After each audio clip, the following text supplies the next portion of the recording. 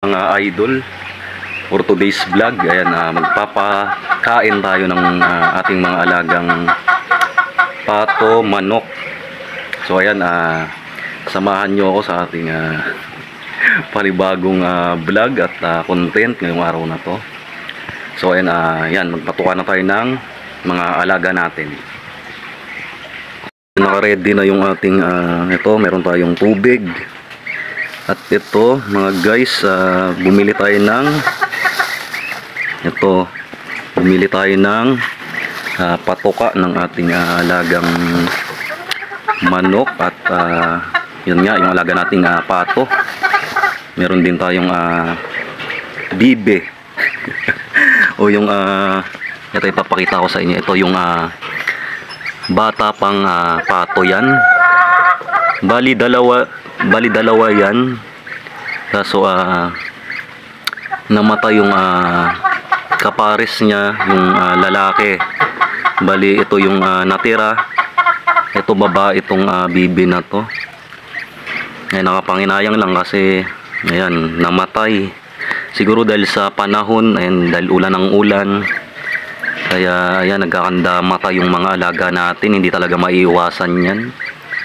Talagang may mamamatay at mamamatay sa ating mga alagang hayop. Okay, ayan, magpapakain na tayo. Siyempre una, maglalagay tayo ng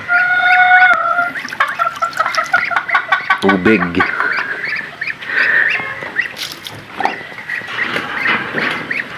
Wait ka lang. Kain na kayo.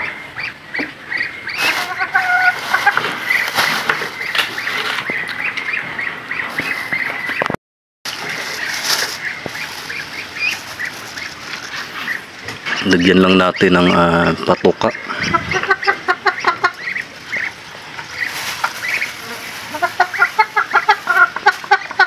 Haluan din natin yan ng Economix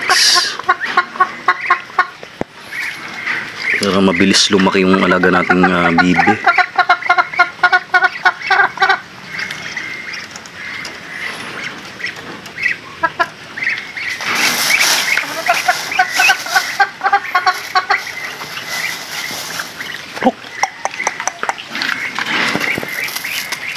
Ito naman yung alaga kong manok.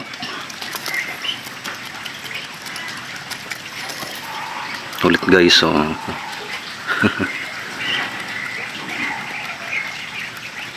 next naman natin yung alaga nating pato. Ito, bumili tayo ng duck pellet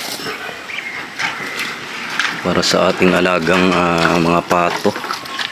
Ito, bali dalawa na lang to. Ayan. Kasi yung isa namatay din siya mga guys. Yung isang dumalaga o yung isang babaeng pato. Bali dalawa kasi yung natira nating dumalaga at isang ito yung barako. Dahil nga siguro nga sa panahon yung ulan ng ulan, ang lakas palagi ng ulan. Kaya hindi talaga naiwasang may namamatay sa mga alaga nating hayop. Dagdagan pa natin yung kanilang pagkain.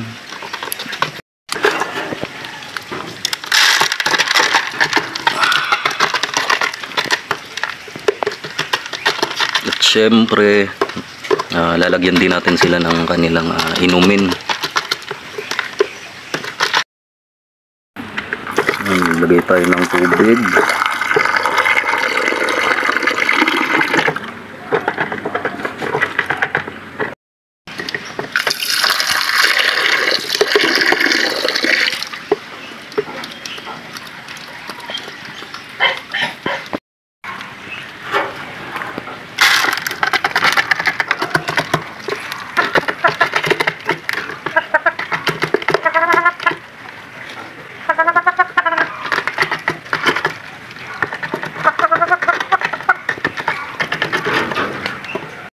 Tapos na natin silang pakainin. Ngayon naman mag-harvest tayo ng saging. Ipapakita ko sa inyo yung harvestin nating saging. Mga guys, ayan, hindi ko naasikaso yung saging, kaya naman ayan, titignan natin kung may makukuha pa ba tayo at mapapakinabangan. Dahil sobrang ngayon nagganda, hinog na yung bunga ng saging at hindi agad natin ito na harvest dahil wala tayong masyadong time, hindi natin naasikaso. So ayan, tara, puntahan natin yung saging na haharvestin natin. Ito guys yung small fish pond natin dito. Yan, napakalabo ng tubig.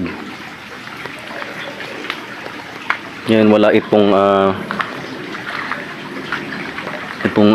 fish pond na to ay walang lamang isda ngayon. Meron naman, may natira. Meron tayong isang tilapia, isang piraso na lang yan. At meron ding ano dyan, igat o yung eel. Meron tayong alagang eel dyan. Bali, hindi pa ako nakakabili ng African hito kasi bala ko plano kong maglagay ulit ng African hito dyan sa ating small pond. Okay, andito na tayo ngayon sa ito, ipapakita ko sa inyo mga guys. Oh, ayan, grabe, hindi ko na asikaso itong saging. Ayan, sobrang nagkanda, hinog na at ayan grabe, naglaglaga na, ayan, naubos. Oh. Naubos siya mga idol. At ito, ayan, ipapakita ko to sa inyo. Ayan, no, sobrang ayan, nagkanda, hulog na at ayan nga, ayan, nabulok na rin dahil halos sinog na nga lahat. Hindi natin na harvest kaagad, kaya ayan, nabulok lang at nasira. Ayan, nakakapanghinayang lang. Ito kahit papano meron namang may natira pa naman kahit ayan, oh, kaunti. Kaso ano na rin siya guys, talagang puro ano na, sira na. Baka may makuha pa naman tayong matino, mga ilang piraso. Itong mga ganito, ipapakain na lang natin siguro sa mga alaga nating pato yan kasi gusto din nila yan, paborito nila yung mga prutas, gulay, ganyan. Kaya yung mapapakinabangan natin, yun na lang yung kukunin natin. Ayan, ipakain natin sa alaga nating pato yung ito, yung mga ganito.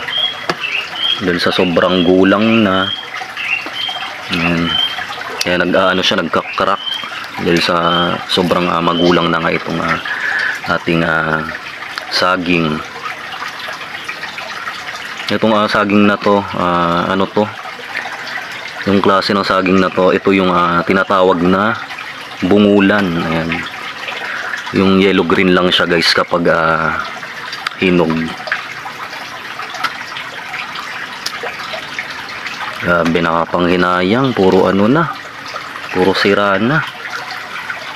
Talagang siguro ipakain na lang natin ito lahat sa alaga nating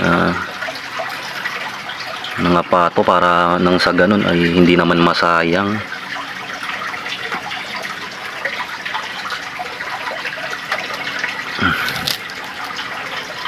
Ipapakain natin lahat sa alaga nating mga pato. O ito, may nakuha pa tayong maganda-ganda. Tikman natin. Okay guys, tikman natin yung bunga ng saging.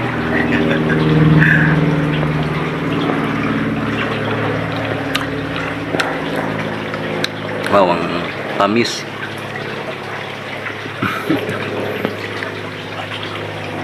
And nakapanghinayang lang guys kasi hindi natin naabutan. Hindi agad natin na-harvest. Nung time na nag-umpisa pa lang siyang mahinog. Grabe ang tamis. So ayun yung mga tira, yung napitas natin ngayon, yung na-harvest natin saging ay ipapakain na lang natin sa mga alaga natin pato, para nang sa ganun ay hindi naman masayang at kahit papaano may naabutan ba tayo at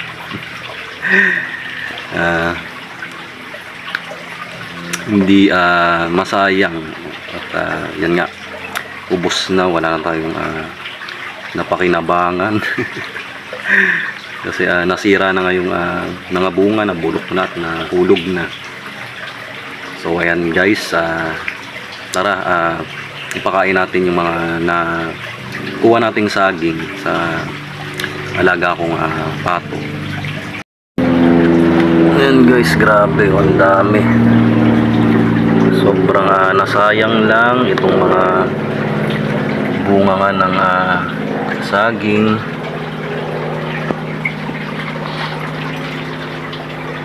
Ayan, kunin natin para ipakain natin sa mga alaga nating pato.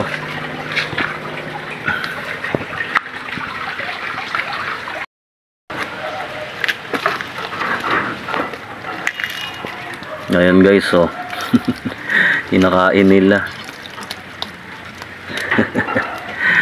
Masisiba tong mga alaga nating pato kasi wala silang pinipili. Ayan, tsaka maganda rin pakainin natin sila ng organic, gaya ng mga ganyan nga, prutas, gulay at kung ano pa man, bukod sa kanilang feeds o patoka.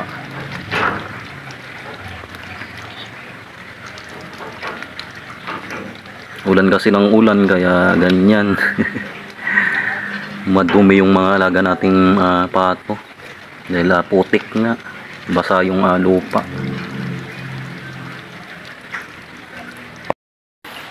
Yan, ilagay na natin lahat. Mamaya nauubos nila yan guys. Mamaya balat na lang yung matitira dyan.